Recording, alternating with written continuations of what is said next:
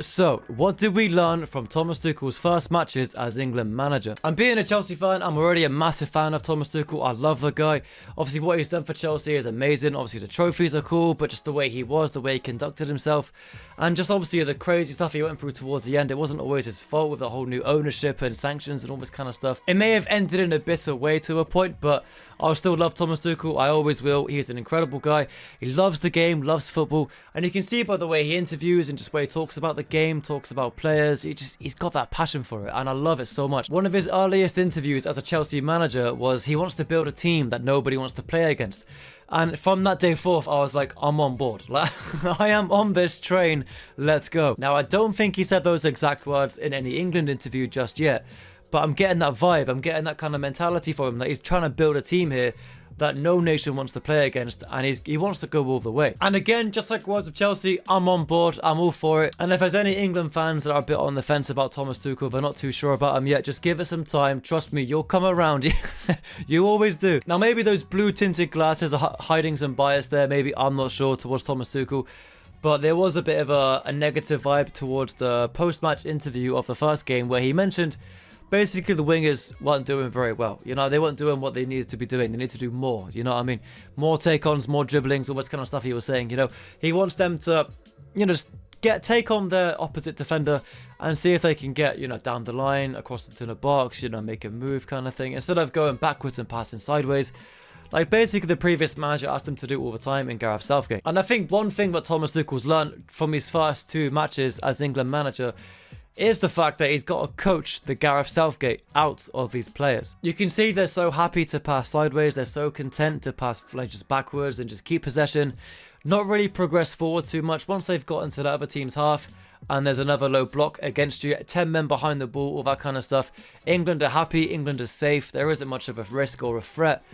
And Thomas Tuchel doesn't want that. He wants them to be direct, he wants them to be quick, he wants them to get into the box and make runs and make moves and attack. Basically, simply put, he wants them to attack, which I'm sure we're all aware Gareth Southgate was a very defensive manager. He was more negative-minded than proactive and all this kind of stuff as well. So you can kind of see there's a lot of the Southgate still in the players, and he's got to coach out with them, like I said.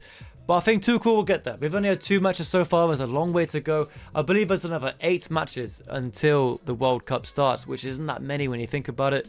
But hopefully it's enough time for him to get his ideas across, get his tactics and like methods on patterns of play as well, for them to actually start stringing some decent attacks together, give the confidence to the players to take on the defender, try and get past them, while also being able to keep possession as well. But obviously, right, there's context to all of this. There is context in everything.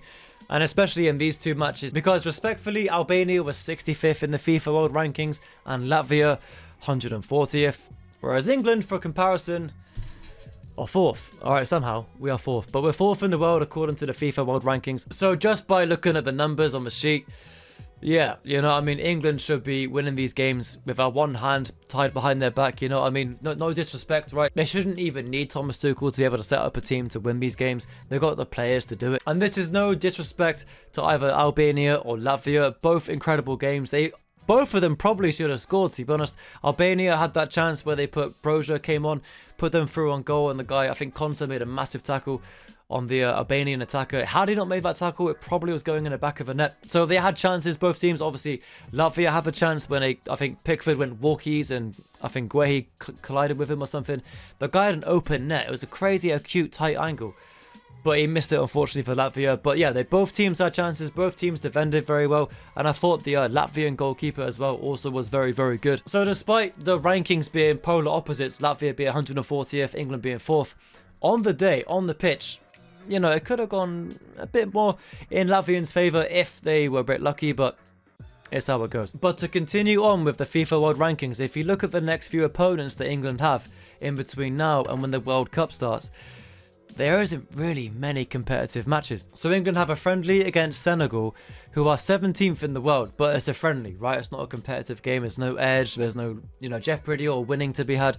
You can lose and nothing happens. You can win and nothing happens, obviously. So it's not really the most competitive game, albeit they are 17th in the world and Senegal are a very good team. It was only a few years ago they won the African Cup of Nations. And of course, in their World Cup qualifying group, England have Serbia, who are currently 32nd in the FIFA World Rankings. But also, you know, they actually drew 1-1 with England in the Euros just gone. So in a competitive game as well. So I believe that game will be a genuine test, an actual indication of how England have progressed under Thomas Tuchel. With Gareth Southgate in a competitive match in the Euros, we drew 1-1 against Serbia. Whereas in the World Cup qualifier coming up against Serbia with Thomas Tuchel, we'll be able to see if we've progressed. Maybe they've regressed as well. Who knows? Maybe a bit of both. But we'll see where we're at. An actual indication of where England stand and under Thomas Tuchel. If they've improved, if they're actually getting forward.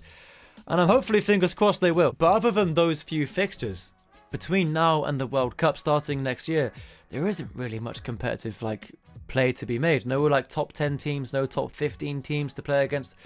And that's kind of the teams you're playing against in the World Cup, right? That's what it's all about. The best teams are on the world, all competing for a trophy. So, and more than likely, right, the top 10 teams, one of them is going to win the World Cup. So you're going to have to be able to have that competitive edge and know what it's like to play against one of those top 10 teams. I mean, even last night, I think it was Brazil, Argentina. Argentina won 4-1 against Brazil, which is crazy. But they've got that competitive edge. They know what it takes to beat a top 10 team. Whereas England, they haven't played a top 10 team in a long time. Obviously, the last time they did was against Spain. They lost. But you know what I mean? They don't do very well against top 10 teams because they're not playing against top 10 teams very often. So hopefully before that comes around, we'll have enough practice and time with Thomas Tuchel to implement his ideas and tactics and structure and patterns into the players so that when we do play a top 10 team, we'll be more equipped and able to win and hopefully, fingers crossed, do well in the World Cup. I'm not going to say it. I don't want to jinx it or anything like that. But you know what the goal is. And I don't want to get too far ahead of myself because there's a long way to go yet. We've got a whole football season before the World Cup even starts. So, we've got a long time yet. A long time. A year and a few months at least. So, plenty of time. Hopefully enough time for players to find their feet a bit more. Phil Foden's a bit off it right now. Maybe he can find some form between now and when the World Cup starts. A whole football season to play yet. So, maybe by the time it comes around, obviously Phil Foden's not doing it right now. But in a year's time, he might be. You know what I mean? So, plenty of time for players to, kick into gear. Maybe new emerging players might come through as well. But all in all, to round off this video, I'm optimistic. I know the first two matches, they weren't really competitive, to be honest. Wins are wins, clean sheets are clean sheets, scored some nice goals, and it's a good start. It's a good start. But yeah, I think Thomas Tuchel's finally realised the magnitude of his appointment and what he's got to do. He's got to really coach for Southgate out of his players. I keep saying it, but genuinely you can see it when they play sometimes. The idea of Southgate creeps into the game, the sideways passing, passive playing. He needs to coach it out of them. He needs to get it out of them. And I think if he does, and they get direct, they get quick, they get dynamic, I think they got a good chance. But anyway, that's going to do it for today. Thank you as always for watching. Leave your comments and thoughts down below. What do you think of Thomas Tuchel's first two matches for England? Are you convinced? Do you think he's the right man for the job? Will he get it right? Is he going to get them through to the World Cup latter stages? Even potential to the final and so on, But that's going to do it from me. Thank you as always for watching. Appreciate your support as always. You guys are the best. Leave a like on the video if you did enjoy. Subscribe if you are new. Thank you. And yeah, I'll see you on the next video when we talk about some football in a bit.